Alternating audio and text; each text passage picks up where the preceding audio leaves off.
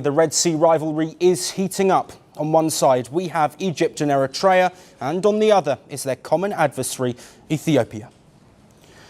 Cairo and Asmara have joined hands to boost regional trade by linking their ports on the Red Sea. The two countries want to leverage their strategic coastlines.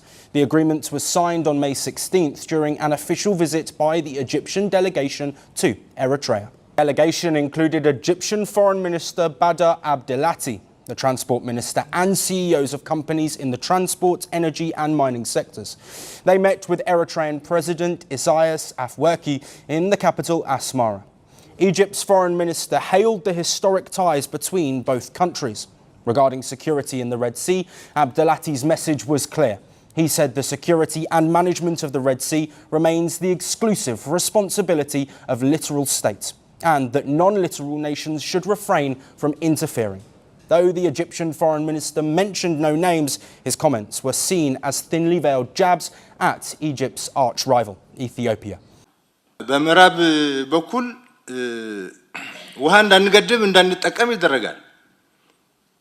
በምስራቅ በኩል ወደ ባህር እንዳንወጣ ይደረጋል።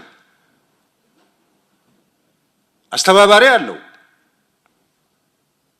ለመተባበር ደግሞ በጣም ዝግጁ ሆነዋል። ኢትዮጵያ ምን እንዳደረገች እኔ አያገባኝም እዚህ ቀጠና ላይ